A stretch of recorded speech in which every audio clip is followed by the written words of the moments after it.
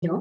But while taking stock of all of this, I guess the agenda of and objective of this discussion is to firstly highlight the urgency of the need to reopen schools and to sort of in that process highlight the challenges we're facing in firstly the schools that are in the process of reopening and the others which are yet to and why they're not and the roadblocks, and to prioritize a set of solutions to ensure that we can kind of get this kickstarted fast so that we can really recoup losses that would really hit us in the long term if we were to just act now. So that's the sort of objective of this discussion. And so today we have like three speakers joining us who will be giving us insights from the spectrum of like the schooling in India today, like one from like a government sort of a spectrum, one from a budget private school, and one from like a proper private school. And so I'm really pleased to sort of introduce the three speakers today. Like today we have Ms. Nivriti Tandon, who's managed many programs in Teach for India. She's also a director of a film on social inclusion in education in the education system in India. We are also joined by Mr. Rahul Gupta, who's the Chief Operating Officer of the Akanksha Foundation and oversees operations of 27 school network schools and around 10,000 plus students that they impact daily. And last but not least, Mr. Madhusudan Sadila, who's joining us as the Vice President of the National Independent Schools Alliance, and also who's founded and runs or oversees the running of a budget private school called Pragati Vidya Niketan that's been established in 91 and continues to run today in Hyderabad. So welcome everyone. We're really happy to have you all here. So just to sort of get the conversation kick-started, like we know that, I mean, this has been the context in which the pandemic is hit, is the fact that there is a vast degree of inequality in our education system. Like a very simple statistic that people quote for this is the fact that over summer, only like a span of 2 months that kids go home, kids from low resource households tend to face that a lot more learning loss than kids who are getting that much more access to resources. Now, in this 1.5 years that we've seen, what sort of inequities have you all seen exacerbated in your specific context? Like maybe we could start with a little opening thoughts on that before we dive deeper in. Nivriti, would you like to start? Sure, thank you so much. I think it's a very relevant question, and I think a lot of people would have seen this in their own context in different ways.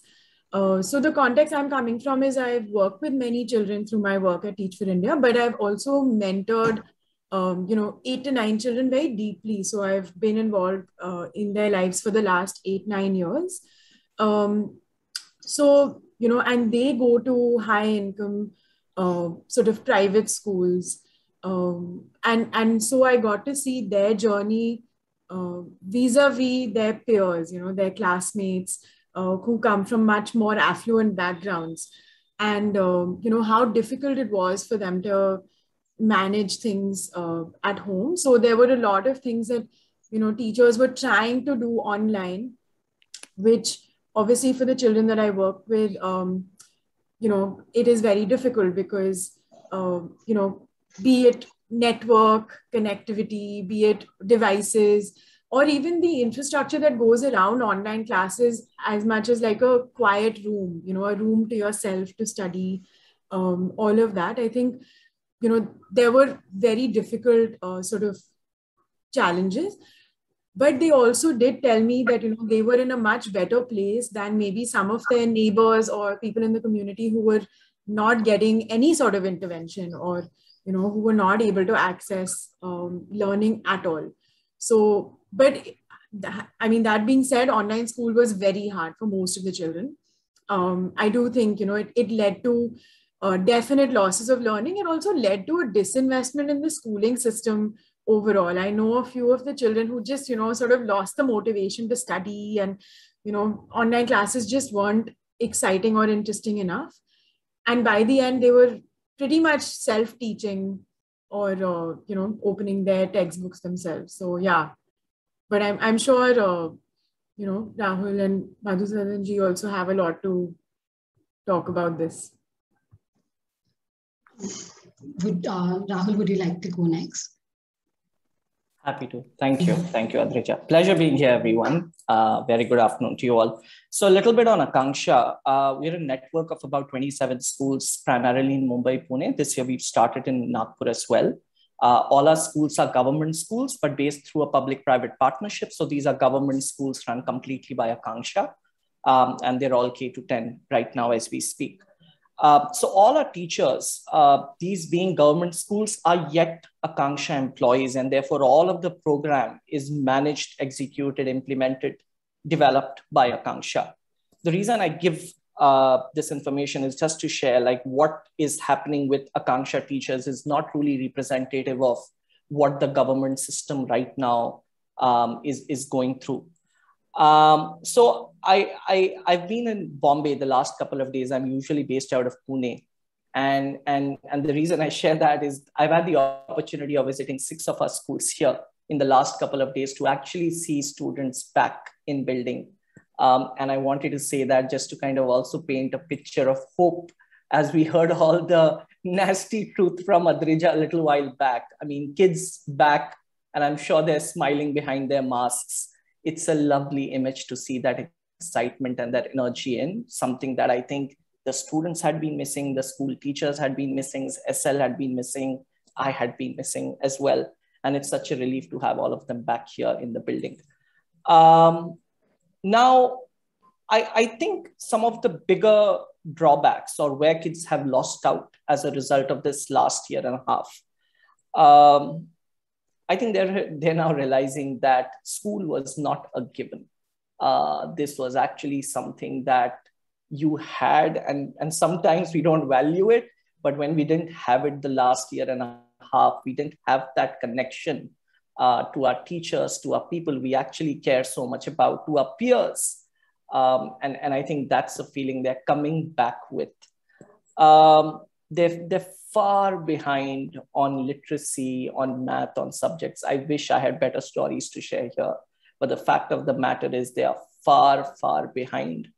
I'm afraid, but some of this damage might just be irreparable in spite of all efforts. That's just the travesty and the depth of the issue here.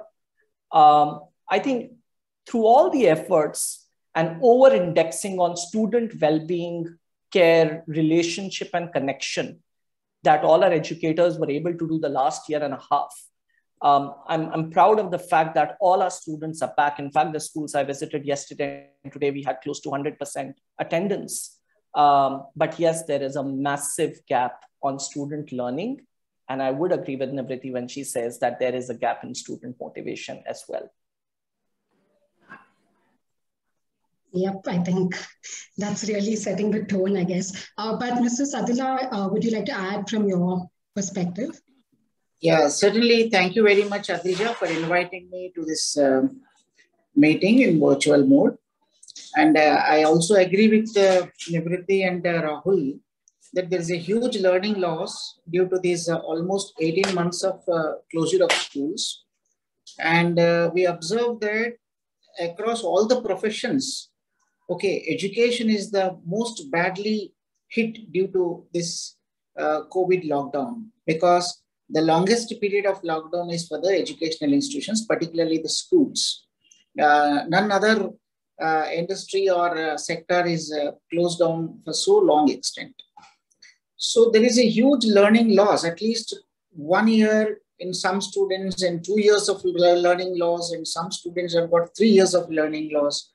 And even there is a digital divide as well, because students were able to afford the devices and parents who are educated and able to guide the children are able to have minimal loss. But the students coming from a lower middle class families where the parents are not so educated or not able to afford are the biggest losers. So there is a digital divide has happened in the society, which is a very, very unhappiest thing. And now to begin the schools, okay, now the schools are opening, the schools started opening, and the emotional touch between the student and the teacher, okay, and the peer groups, slowly they are coming up. But the most disadvantaged thing is that in a class, suppose if a class of 5, usually our books and our textbooks are designed to teach the students, all those who are at the level of 4th grade, and if they go to the 5th grade, the 5th grade books will be used to teach. But now, in 5th grade, you will find students at 1 level lower and 2 levels lower and 3 levels lower as well. So it is a new challenge. So now the total teaching methodology, the system, the curriculum, everything has to be redesigned to teach at this present scenario, to bridge the gap that has created in the education, particularly in the lower income group of these students. So this is the new challenge that every school, every teacher, and every student is experiencing.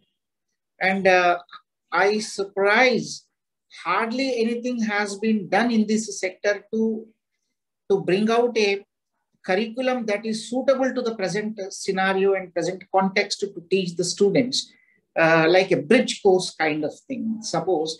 But still the same old method, what we used to teach before in a conventional method, the same kind of teaching is being adapted now also. Suppose if a child is in 6th grade, simply the teachers and the schools are teaching at 6th grade level only, even after reopening of the schools. So this is a very alarming situation, that still this learning loss, if we do like this, if we do not have a different approach, appropriate approach, so this learning loss still goes on increasing, and we should adapt proper strategies to fill this gap. And particularly I have noticed, because I am representing budget private schools across the country, I am a vice president for almost 75,000 schools. And it is evident that thousands of budget private schools are already closed down. Students, they do not know whether their school is existing right now. So many students are in confusion because their schools are not opening, because most of the budget private schools are housed in rented buildings, because these budget private schools are established by educated unemployed people. Most likely the wife and husband, both of them together, will start a school with a little investment or borrowings from their friends, relatives or so. And when such a big hit has happened, let's say financial crisis in the schools, and then many have left the profession and many teachers have left the profession. Now there is a scarcity of the teachers, competent teachers also in the society. So this is also one of the biggest challenge, and thousands of schools have closed down, and that these things have to be revived. Some kind of meticulous planning has to be done to support these small schools, so that the students who are residing within the vicinity of that particular budget private school will be able to access the education earlier. But now it has become a challenge to all those students. No, absolutely. I think the resounding thing being learning outcomes, and then infrastructure problems, and actually keeping schools open for lower resource schools. But before we get into the second point, Mr. Sadullah, I just wanted to open up just a question on the fact that when schools are reopening, and like there's a whole roadblock that there's a gap right now in learning outcomes. Even before that, like if kids have been at home for 1.5 years, and let's say from the Rhodes Scholar report that recently came out, like there's a statistic that's talking about how less than 50% of students have been even regularly learning, and 20% have not been learning at all. And then on top of that, reports on like 70% students facing socio-emotional problems, like this from a Child Fund report. So all this sort of statistics leading to the fact that even before going to the level of learning outcomes, what can we do to kind of shift children's mindsets back into the mode that now their normal life is about going to school? Like, and to kind of start at that level of like that socio-emotional integration again, what steps are you all looking at, and what challenges do you all see in this front? And within, like, for communities wherein, or students who've literally had no access, what would be sort of steps to be taken? Rahul, would you like to start in terms of what you all have been doing, saying that your schools have reopened just recently? Sure. So I can talk a little bit about what we've been doing, and then something that probably will apply more generally. So at Akanksha, even over the last year and a half, and I said this earlier as well, we've over-indexed on just relationships and the students' socio-emotional development needs. We have twice a week well-being check-in calls with every student, which are outside of the academic space. We have 4 to 5 live synchronous classes happening every day with students. We've been able to give a device to every student. We reimburse internet costs every month. Also, during both the lockdowns, we had this operation called Project Karuna, through which we were able to take care and support families where there was a need for daily ration and other costs also. And currently, we are in the middle of this massive vaccination drive, which we call Project MaxVax, with a target to fully vaccinate at least 70% of our student families. Point over here being that I think as a nonprofit that's working in the government space, we were able to mobilize all these resources to be able to stay completely connected with students, step in wherever the need was, and get students back in time for us to now resume our operations. I, however, feel that there is a big need for everyone to truly diagnose student health when they come back. And there is a very deliberate reason why I use the word student health and not child health. I feel diagnostics for English and math or Hindi or Marathi or science or whatever is not enough. We need to diagnose a student's physical health, emotional health, their socioeconomic health of the family, and then probably their academic health on how they're doing right now. And based on all of these, I think we have to draft plans as the government, as a school, as a teacher, at all levels to see whether my student is even ready to access the experience of knowledge sharing that will happen in the classroom.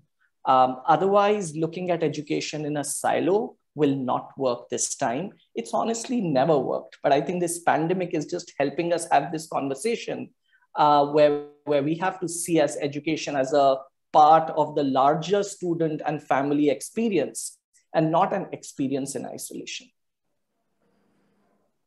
No, absolutely. That does make a lot of sense, because like then leading back, connecting this again to the points that were raised on learning outcomes, then how would that sort of move into bridging into really supporting a long-term, connecting to your previous point on the fact that this is not, there is severe damage, and what exactly would we need to do to recoup the long-term losses in learning? Like just opening up that question in terms of like what can be done. Maybe Nivriti, you can go and then we can just go around again once more. Sure. I think just, I really, 100% second what Rahul said about just like holistic assessment of where children are. I'll give you a small example.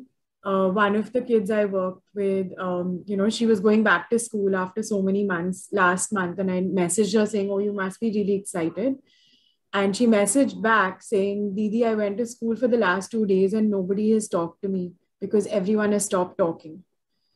And she's in class 11. So, these are 16-year-olds.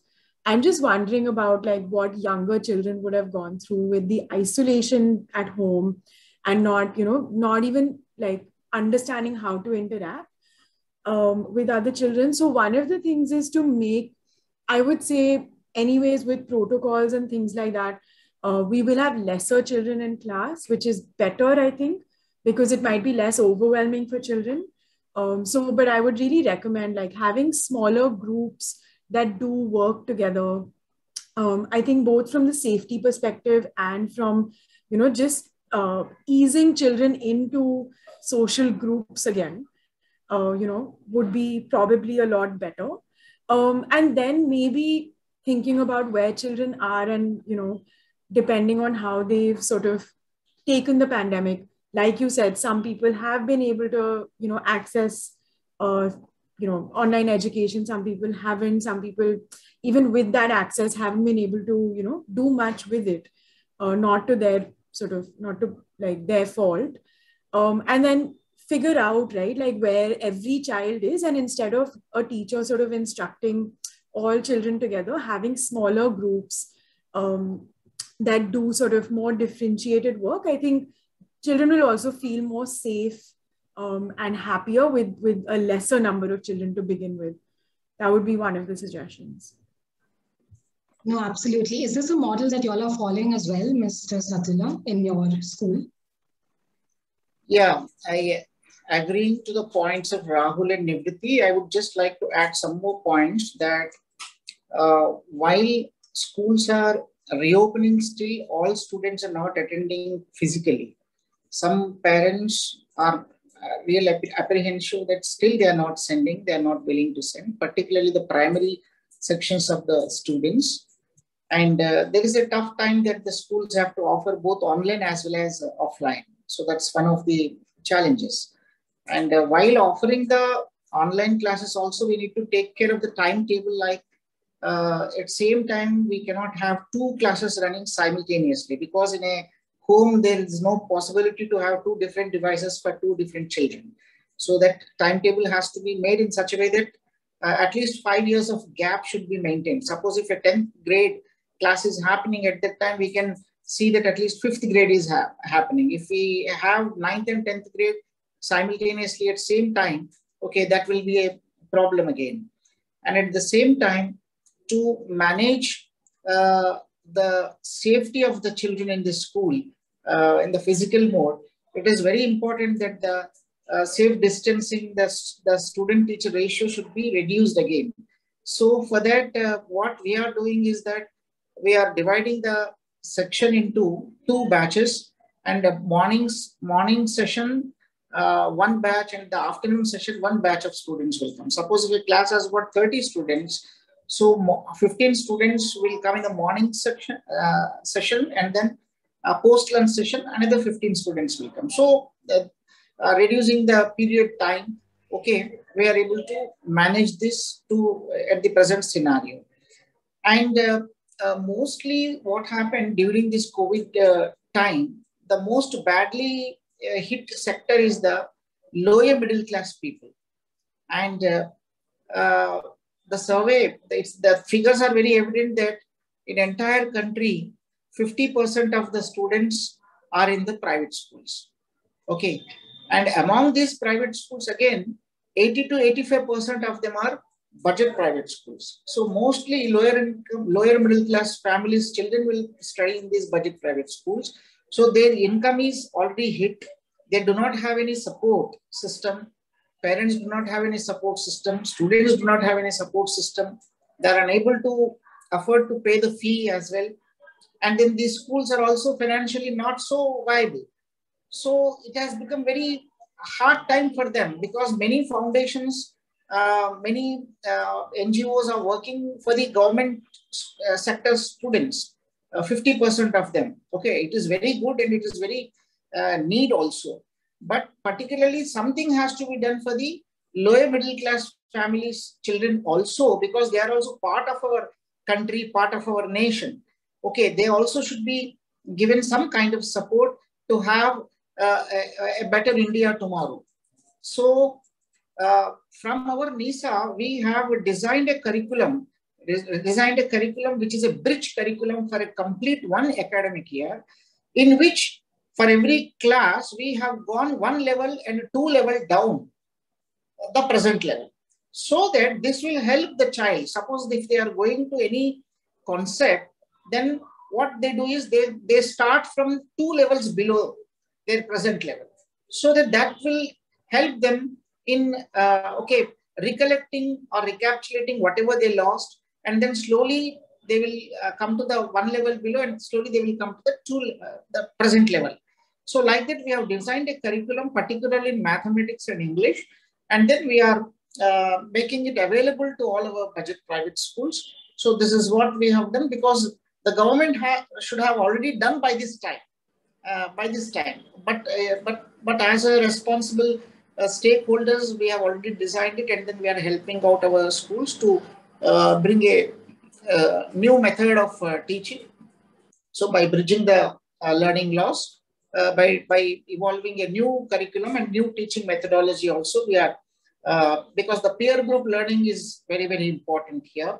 Because all these online classes, what happened, only knowledge is not sufficient. Children should have a holistic development and improvement. Okay, so that was missing. Only the content was being delivered and the knowledge was being given, but the remaining socio-emotional skills, as it was discussed earlier, was missing. So this kind of activities are also well designed right now, because to bridge even that loss. I mean, Mrs. Azla mentioned two very interesting points to me. One that's really standing out is the bridge course, and the other on terms of the digital model of like the fact that now online learning has made itself very known to us, like it's very in the present, but also the fact that some report was talking about how only 24% of kids in urban areas were accessing online education, and the figure is much lower in rural areas at 8%. So if that's the state of things, how are we looking at the combination of, like, say, hybrid learning, blended learning? Is that something that y'all are adopting, like Rahul, Nivriti, if y'all have thoughts on both the bridge course curriculum and how that's being adopted for your kids, Nivriti and Rahul, in the Akanksha context, and on the aspect of like the idea of online learning being a present thing in our times right now? Nivriti, would you like to go first? You go. I'll go. Okay. So I actually, before responding to that question, I'd say while I'm very, very happy that schools are reopening and our kids are coming back, I think my biggest fear is that sooner than later, we will probably still end up in the same brick and mortar, traditional, I don't know, centuries old way of teaching learning, a model that does not work. Since we are in this discussion on schools and education and children, I have to say that the pandemic is giving us an opportunity to really think about what works. Yeah, this is a time we've been forced to take a pause, take a step back, really think how we want to design things. We know that no two individuals are alike. No two students learn the same way. You put a class teacher in front of a classroom and say, work hard, differentiate, work with every child separately and all of that. It's the same thing like someone working hard to create the 25th hour in a day, right? At the end of the day, it's not going to work beyond a point. So basically, there's an opportunity here for us to see how students learn, how learning happens, and what kind of learning needs to happen in the 21st century. This is very different from the 19th or 20th, where even practically speaking, there were only as many jobs that required as many thinkers, if you will, and the others were supposed to do other things. Well, that's the narrative that's usually built, right? Like the world today requires everyone to be a thinker, everyone to be a problem solver, everyone to create, innovate. And at this point of time, something that we've been trying to get into is personalized learning and personalization of education. And I believe that technology is one of the bigger levers that can make it happen. So for us, online learning, virtual learning is not a stopgap arrangement. I think the only thing I'm grateful to the pandemic for is giving the opportunity where everyone is forced into it, right? I very quickly quote Kurt Levin's 3-step change model, where if and when you have to do this massive change at an institutional level, then there are these phases of unfreezing, those age-old frozen beliefs, dogmas, etc., change, and then freezing again. I feel this pandemic has forced the unfreezing and the change on us. Now it's our responsibility to ensure what we are learning stays within the system and we keep getting better at that. So for us, the vision for the next 3 to 5 years is to have blended learning as the primary operating model and to keep in the center a 21st century student-centered pedagogy, the teaching learning process. For that, what we are doing, investing heavily in our teacher development. And it's all with a simple end, right? End goal is how do we equip every student to have the agency to learn at their own path, pace, and time. Essentially, this is what we are trying to achieve. What we learned is that in a physical setting with just one teacher in the classroom with 30 students, it's not feasible. What we are hoping is that if we integrate technology and if we integrate it well, we will be able to both build student agency and student skill for them to make the kind of growth in leaps and bounds the way we hope that they will. Yeah, I'll just pause here.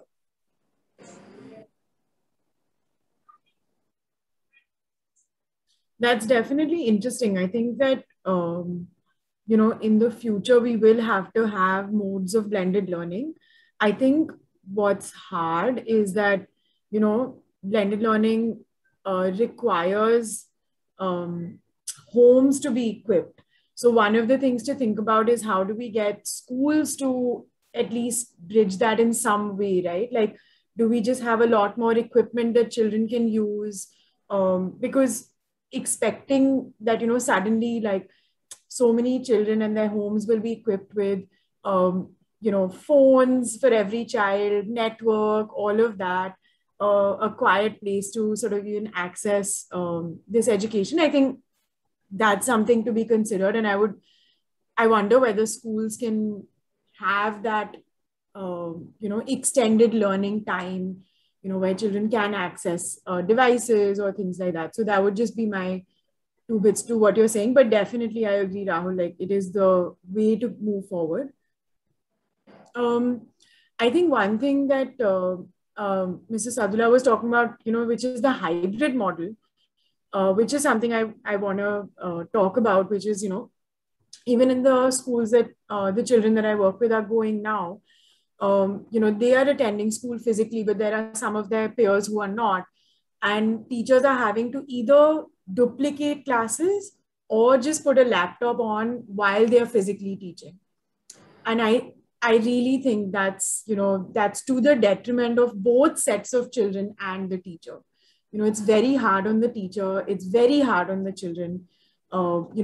It's much better for the children physically present, but I think it's much harder than online education as well, because I think those children who are then accessing a physical class via an online sort of medium don't get any attention. And, I wonder what learning is actually going to come out of this as well. So, I mean, I would really push for, one mode that everybody sort of accesses, be that blended or be that, physical sort of learning, like Mr. Sadullah was saying about like splitting up classes, etc. But having like this hybrid sort of model, I don't know how far it's going to work. I mean, it's an interesting point. You were talking about teachers' burdens here. Like, so in this context, bringing up the point that for bridging the learning outcomes gap, now the person who's really going to be doing this are the teachers, the people really holding the ship together. Now, considering like the spectrum of resource availability from like government schools and like private schools and budget private schools, in that as well, like, and like taking into account the fact that in different setups, teachers have a lot of responsibilities, administrative roles, and a lot of things going on. What sort of support do you think we could be providing teachers to bridge this learning outcome gap in the long term, specifically in the need to urgently act? Like, I mean, again, bringing back to the point that Rahul had mentioned, that really there has been damage and there has been loss. So what exactly could we be doing to support that infrastructure? And if there's anything specific that you all have done with regards to teachers in specific, that'd be interesting to hear if anyone has a point on that. See, I want to say something, because in a country like India, still we are not ready for online teaching and learning mechanism in most of the parts. So I can give an example. If you take in Hyderabad, we have about 180 government schools and about 1,800 private schools. Among these 1,800 private schools, about 1,500 private schools are budget private schools. So in this 1500 plus 180, so almost 1680 schools, they hardly have the accessibility to the devices, and the parents also will not be able to support the students. So this is about a city. Now you think about the rural parts of the country. So there is a very huge digital divide. So government has to come up with a comprehensive plan that the provision of internet facility should be given to the every school child, and the device must be provided by the government either at the subsidized rates or free of cost, so that this digital divide can be bridged. Okay, this gap can be bridged, and every child will be able to access the online material, because now the whole society has become digitalized. It is inevitable. The transformation has to come up. So our children should not be lagging behind the other children in comparing with other country, because now the market is a global market. So our children will have to compete with the students across the globe. So we have to quickly adapt this. This policy has to come up, and then rather than using this as a teaching, we can use this technology to support or to what do you call use the time and the resources more effectively in proper delivery of the content and material and the resources, and also for learning process to assessment, because with the technology we will be able to assess the learning outcomes of the children in very less span of time. Teacher did not have to correct all the papers, and now the artificial intelligence and then the augmented reality is playing a very revolutionary what do you call roles. The augmented reality is bringing the concepts very clear to the child to understand, and the AI is analyzing the students' learning outcomes. Okay, in which area the child exactly has to be focused, because as a teacher, if the teacher has to do it, it takes very, very long time. But now in an AI, just at a click of the button, okay, the teacher will be able to understand where the child is struggling and which area. So this will help the teacher to address the appropriate area where the child has to be supported. No, absolutely, sir. Just to add, kind of broaden the discussion a little more, we've talked a lot about learning outcomes and everything, but just as a general question, safety norms, guidelines have been issued, a general thing, but just in a question of in the spectrum, what do you all think and what have you all done in terms of establishing like the minimum level of safety norms that are required to ensure that schools are sustainably open for the long term? Again, in terms of ensuring that it can run without like a relapse into a third wave or an outbreak. And I mean, not the third wave, but specifically outbreak in specific schools. And if there is an outbreak, have you all considered what you all will be doing in this regard in a school? Rahul, maybe you could share your insights on this. I'll quickly put up. The vaccination must be given priority to all the parents, okay? And of course, most of the teachers, more than 95% of the teachers and the school staff have already got vaccinated. Most of them 2 doses also got it, because we very specifically, we have done the drive.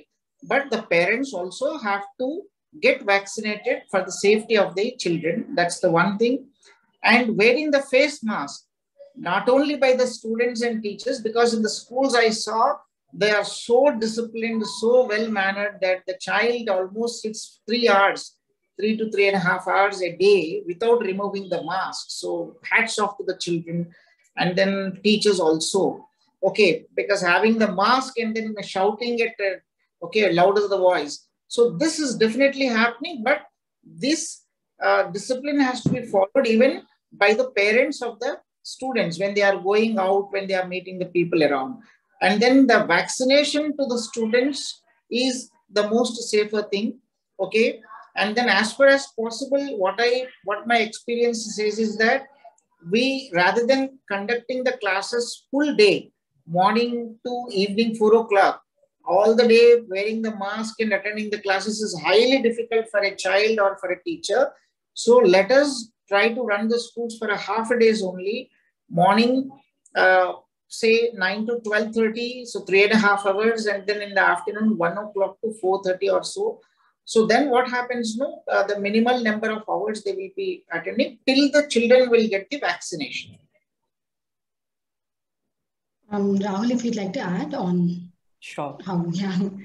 So I think just again, my Bombay example, I've been here 2 days and then otherwise in Pune. I think, honestly, I think being in school was the only way that I realized that COVID is still there, and because that's the only place where people are wearing masks, right? So otherwise there doesn't seem to be a lot of caution on the road, on the parks or in the communities. So I would be very, very surprised, and I hope not. But if school ever was a reason for an outbreak anywhere, right? So, I mean, there are a lot of places where students are far more unsafe than they are in schools right now. I think all the norms that have been laid out by the government on safety and protocols, we are trying to go beyond them. And I think the important word which you used over here was sustainability. Like what's really going to be sustainable? Is a mask going to be sustainable throughout for 7-8 hours? Maybe yes, maybe you still need to do it, but like, is everything going to be? So we're looking at it from that lens, just ensuring that our students are safe, doing a lot of advocacy and work with the parents and the community around the same also, and a massive push for vaccination. That is the way to go, is what I'd add here. Yeah, thanks, Rahul. Just to kind of, again, broaden this debate a little bit. So we're talking about sustainability again. So is there anything that y'all are envisaging that y'all think government can provide specific support to in this context, specifically for sustainable opening of schools and that recouping of the losses of learning and the others that we're talking about? On these two fronts, what exactly do you all envisage government can provide support for y'all? Like, I'm sure it will really vary across context, but maybe we could start with Nivriti. There's a context from the context of, like, because the kids are going to private schools, like the reimbursements that schools are supposed to get. Is there any sort of, has that been going on, and is that going to run properly for it to? You know, one of the things which people aren't considering for kids going to private schools is that buses aren't running. And transportation is a major challenge. You know, previously the children had no issues at all going to school, but now it's like the only way they can go physically to school is if parents drop them. And you know how hard it is for, you know, the parents from low socioeconomic backgrounds to even lose like a day of work or an hour of work dropping and picking up children. So actually a lot of the children who, you know, when there was a choice about physical or online, opted for online because their parents weren't being able to drop them. And so I don't know what the solution to that is, but some sort of way of transportation for children as well, you know, would probably be helpful. And I think a lot of the points have been brought up by, you know, Sadhulaji and Rahul as well about just, you know, providing that bridge course, providing, you know, a lot of resources or guidelines in terms of safety. And I think thinking about, you know, making school infrastructure such that if there is blended learning, then how can some of the children access those things within school rather than having to only take it home? That makes sense. Mrs. Sadhula, in the context of your budget private schools, what has your experience been like? Yeah, certainly the parent education is also equally important right now at the right context, because the parent support is very much needed for a child, for any child to learn, to adapt this new situation, the new normal situation.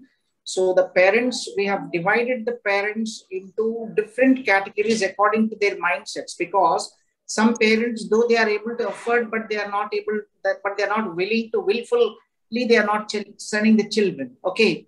And then some parents feel that really they have a tough time because they lost their jobs, they lost their business, and then they are in crisis. Okay, so like this, depending upon the problems of the parents, we need to divide the parents into different categories. And then we have to conduct some special counseling classes to the parents as well to support the children in learning in this present tough scenario. So that is sorry to interrupt, but I was wondering about your perspective more specifically on the government sort of support, if any, for the sort of budget private school, like for your context. Yeah, I got your point. See, basically the school education up till 14 years of age, it is the responsibility of the government to offer free and compulsory quality education to each and every child according to the Right to Education Act. So it is the responsibility of the state or the government. So at least for this 2 years, government has to give education voucher to each and every child without any discrimination. An education voucher at least 30,000 rupees per child, so that the families, okay, or every child will have a freedom and liberty, and then the confidence that he can encash the voucher, and then he can get a device and he can get the books, and then he will be able to access the education properly, because the government to spend per child in a government school is about 65,000 rupees per child in a day scholar per year. But whereas if it is in a budget private school, hardly 20,000 rupees will be able to give all kinds of educational requirement for a child. So at least if the government at this tough time to buy a device, okay, if 30,000 rupees of voucher in the form of DBT, direct benefit transfer, because we have a data in UDICE, how many students are in the school, etc. So if it is given, definitely I think this will be a best support. Only one solution, 1 point solution I'm telling. Rahul, from your context in the public school system, is there any specific support that you think would be making the sustainability question resolvable somehow? Yeah. From your perspective? So no matter how much we want it, students by the time they are, and I'm talking about Maharashtra, where students go to junior college in grade 11, and that's actually a big milestone where the parental consent or investment in an education becomes important. Otherwise, the students may drop out and become a part of the informal workforce. I think the question to ask over here is, what do we need to do as government, as citizens or whatever, just to ensure that students are able to continue their education successfully? What I've seen, generally speaking, for public schools, going until grade 10 usually is a given more often than not. Some may have a great education, some not so much, but they'll still go up to grade 10. But grade 10 to 11 is that time where parents may decide, well, the financial status just doesn't allow, and they'd much rather have another breadwinner for the family. And that's my fear. And I think if the government can kind of see, and if people can kind of see on what's the support that families will require for students to continue their learning, continue education in 11th, 12th, and then beyond in +3, I think that's something very, very important to consider. No, absolutely. I think that's a great point to kind of stop at. But to take concluding remarks, I was just wondering, maybe because we've discussed all the sorts of things everyone is doing and seen in the different contexts, but maybe to bring out, are there any specific solutions or best practices that you all have seen that could be scaled specifically in a guidelines context? Because I mean, just to highlight again, less than 50% schools and states have started reopening schools. Like, we're really not even there yet completely. So if there are any best practices that you all think across, like learning outcomes, safety, social-emotional learning, or any of the other points that we were mentioning so far that could be scaled, like the suggestions on budget private schools, as well as like on supporting families, that could be scaled on a guidelines perspective from your end, because you all are running within this sort of system, that could be adopted across from your perspective. If there are any thoughts on that, I would like to kind of wrap up with those sort of concluding experiences from each one. Nivriti, do you want to go first? I was just thinking if there is something that hasn't been covered yet. I think just one thing which some of the schools are doing really well is the amount of personal support that children are getting. You know, so whether that might be online or, you know, when kids are going to school, the amount of like, you know, a set of kids has like a designated day where they can stay back and get more remediation from teachers, or just, you know, just informal interaction, etc. I also know that more than before, teachers have been way more available for children to speak to, access for doubts or things like that. I think that's been really, really helpful. So I know that the children are feeling much more close to their teachers because of that. They're feeling very far away from their peers, but they're feeling much closer to teachers. So I think that's something that can definitely help. I mean, now that you mentioned that, just before we conclude, a very important point, which I hope Mrs. Sadila and Rahul could kind of answer to in their concluding remarks as well, is the fact that a lot of kids are really now out of the school track. If that's like, what would we do also from both like a school and a teacher perspective, and like what would you all encourage the government to do? Because the kids have gone out of the school track, maybe because they weren't able to access digital devices, or they've not been able to pay the fees, or various reasons why they, like the offline kids who've been really out of the fold. What could we do to pull them back into the fold, both on a school level, and what would you all encourage, say, on a guidelines and a government perspective, to pull that back into the fold, along with your other concluding remarks? Mr. Sadila, would you like to start? Go first. Definitely. We see this coming to school to the students has become a very new right now. Okay, they are because particularly the younger kids, like first grade and second grade children, okay, they are again experiencing like a new experience. Okay, so for this we need to create lot of fun and activity oriented atmosphere in the school to attract the students. And for this, definitely for the budget private schools, the government has to give some financial support. It need not have to give any grant, but at least the government has got a scheme called SGT MSC. That is, there's a CGT MSC, the credit guarantee scheme for micro and small industries. So here, in this scheme, the government of India gives guarantee for the small scale industries and micro industries, okay, to avail unsecured loans. So now the schools are also not in a position to pay the rents. Schools are locked down. The building owners have locked down the schools, and the school owners are not able to pay the rents, and they did not pay the salaries. Teachers are not ready to come, and support staff is not ready to come. So to bring back these schools, they need some kind of financial support from the government. So like SGT MSC, in that scheme itself, if the schools are also added, and then if they are given some kind of loan with a moratorium of 1 year, then what happens to these all schools will come back into the mainstream. Because I'll give an example, more than 100 school leaders only in Telangana state committed suicide because of the financial crisis.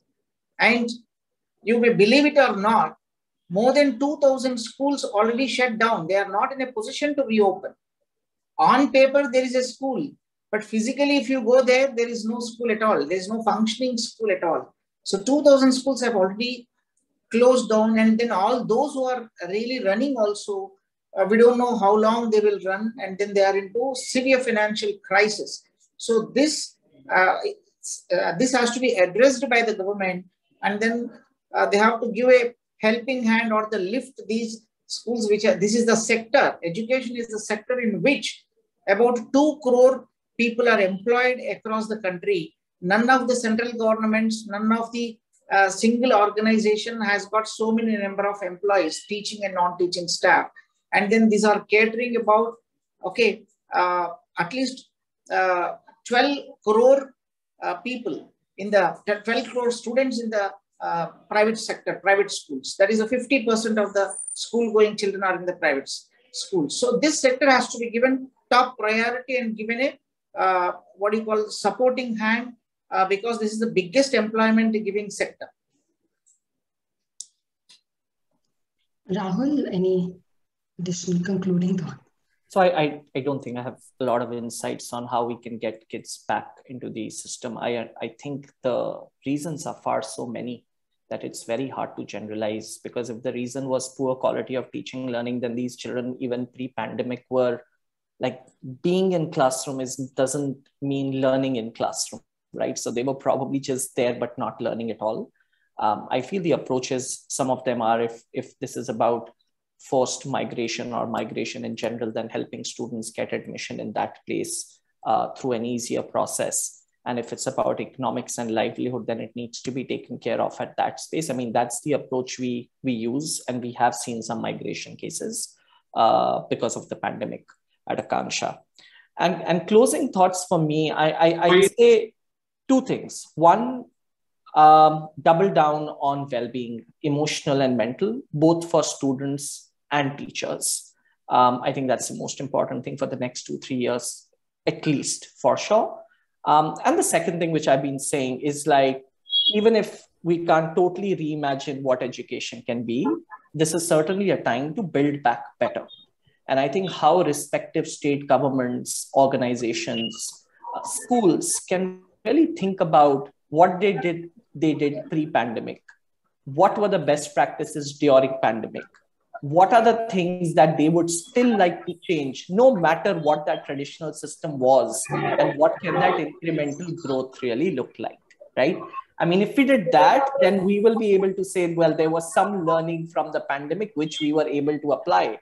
Otherwise, we'll all be doing the same thing. And I hate to admit it, but it doesn't work. So yeah. Definitely on that positive note, futuristically looking, I mean, opening this up for Q&A questions for the next 5 minutes. If anyone has questions, please feel free to speak up or a post. Yeah, Karthik, you can go ahead. Oh, sorry, Adrija. That's okay. Anyone who wants to wait, is there a question? No.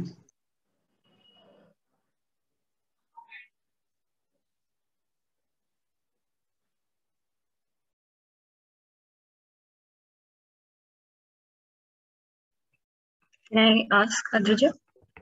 Yes, please. Go ahead, Achalika. First of all, thank you everyone for sharing your valuable perspectives on how to reopen schools safely and strategically. I wanted to pose this question to both Rahul and Madhusudan. Both of you mentioned that the vaccination of children is a very important and perhaps sustainable solution to reopen schools. Having said that, there have been several reports that vaccination should definitely not be a prerequisite for reopening schools. If you look at the Supreme Court judgment earlier in the day as well, even Supreme Court has based the reopening of primary schools specifically and linked it with vaccination of students. But if you look at the scientific reports, the levels of transmission within especially younger children is very, very low. So should vaccination be linked to reopening of schools?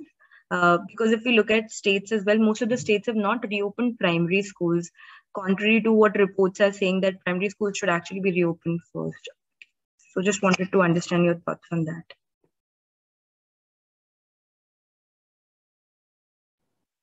So really not an expert on this, so I will not share anything about what the Supreme Court and everyone feels, but I can share from my primary experience. I have a 2-year-old son and he was down with COVID.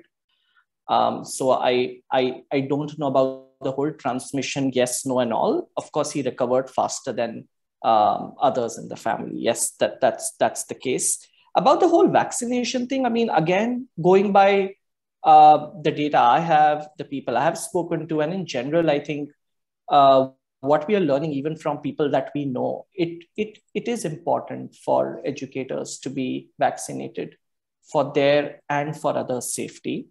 And I think when the time comes, we will certainly prioritize student vaccination also. And we will put our weight behind that as an organization. We are working really hard with our communities to get them vaccinated. Of course, at the end of the day, it's individual choice, but we are certainly putting in advocacy efforts to see that more and more people are getting vaccinated. See, I just wanted to add one point here. Basically, children are not so, they do not have much threat about by this COVID, because we have a lot of evidences that by this time, almost 70 to 80% of children are already infected and they got recovered. And then they are not having much danger. But the only thing is that the fear in the government or in the society is that the experts also say that the schools and the colleges may become the super spreaders. So that is the only issue. It is not the danger for the children. So if all elders got vaccinated, then what happens? No, it cannot be spread to the elders in the family. So that's why the children are always safe from the COVID. There is hardly, they are 500 times much better than safer than the elders, the experts say. Thank you, Mrs. Sadila. Like adding to the, there's one more question, which is within a blended learning or other format, what methods can schools adopt for evaluating student outcomes? Doing away with assessments has become a good process in some places, but what innovative measures can be taken for evaluation/reflection? Is an evaluation even required? Just opening it up to anyone who would like to. I'm happy to take that. So typically students access a standardized assessment, and thinking about it as an educator, what it means is if I'm at grade 4, although my learning level is at grade 2, I'm still given an assessment which is at a grade 4. I may get a 0 on that test, which says nothing about what I know. It tells everything what I don't know. Compare that to an adaptive learning assessment where the question changes as per my answer, and eventually a question is asked at my level. So if I'm in grade 4 at a grade 1 level, that assessment will actually say that, well, now you are at a level 1.5 or 2, which that standardized pen and paper test would not have been able to do. This is just one example of what adaptive learning solutions can do. I don't think the intention is to do away with assessments. And again, to understand assessments, to get an understanding of where a child is, what a child needs to do next, and how fast is a child learning. That's an integral part of blended learning, right? That's the way I would look at assessment. No, absolutely. Thanks, Rahul, for that. Another question has come in, like saying, what kind of assistance are private school associations expecting from state, union governments? I think Mrs. Sadila had said something about this in the conversation, but I think wrapping up with your answer, perhaps we could then conclude. Yeah, till now there is no any kind of support from the government to the private schools or to the private school students across the country. Not even any kind of support, because all the school building taxes are being collected with penalty. And school buses also, we have to pay the taxes, and then all kinds of road permit, everything has to be paid. Okay, no financial assistance or support is given. Neither the curriculum also, not even in that area also is given. And then we have to have a louder voice to advocate this issue with the government to support the students, particularly at the larger interest of the children. Yes. Another question has come through on, do you have any visibility to children who have lost parents due to COVID in your school networks? What must be care systems for them as we build back better for children who have lost primary caregivers? See, particularly the students who lost either any of the parents, one of the parents or both the parents, all the private schools are offering them free education without charging any fee for them. That's the support that we are extending across the country. So it's a great question. We've had few cases as well, and I think the approach is, one is, what will a child require to be cared for? That's the starting point. And then, of course, thinking about the economic ways and all of that. For all of this, we try to partner with other nonprofits who are focusing on some of this aspect. And in general, I think one is the loss of the primary caregiver, but there are also students and families which are dysfunctional, and the student is not getting the kind of love, care, attention they deserve. And I think the approach is similar in those cases as well. Finding another family member, and sometimes these require legal intervention, etc. But just doing whatever is required from the social work as well as the legal function to ensure the child gets that, and that is then sustained through the school intervention also. Thank you, Rahul. But I think we're going to wrap up now. I think that's it on the questions end as well. But thank you very much, everyone, for coming here today and your valuable contributions. It's really been very, very enlightening to kind of take this away and to build on this discussion, especially to advocate for better guidelines or for more states to reopen schools. I think Mr. Sadullah had another engagement, so he's left. But Rahul, thank you again. And Nivriti again for being, despite being sick and being here and present with us. So thank you. Thank you so much. Thank you. Thank you. Pleasure being here. Thanks.